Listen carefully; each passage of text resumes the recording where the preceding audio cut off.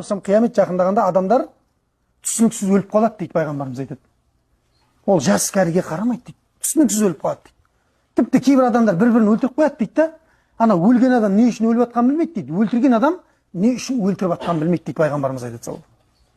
Осындай, қазір сондай замандамыз біз қазір. Ана өлтіріп жатқан адамнан сұрасаң білмейді неге өлтіріп тастағанын. Көрдіңіздер ме кеше елде өліп жатыр мысалы.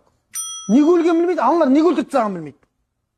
Болмайтын бір нәрселерге бар өлтіріп тастағанда. Адамның құны шыбынның құнындай болмай баратқан замандамыз ғой. Сондықтан әркімнің қияметі өзінің өліммен басталып кетеді деп жатыр.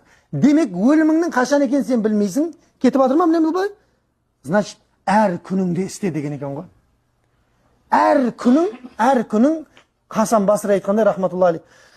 Маған берілген атқан таң дейді, Алланың берген жақсылық істеуге мүмкіншілігі дейді. Біреулер оны басқаша атырады ғой таңды. Әркім әртүрлі атырып отыр ғой таңды. Біреулер кәдімгі гарантия азында тұрамын да ертең кетеді, ана деп ертеңін пландап атады кәдімгідей.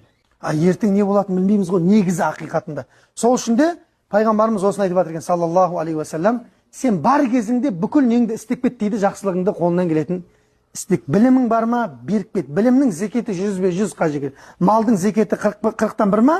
Білімдікі 100%. Беріп кет бүкіл біліміңді. Қалып кетпесін өзіңнің ішіңде. Қандай ілім болса да қажет. Ол етік тігу болса да ол ілім. Дұрыс па? Ол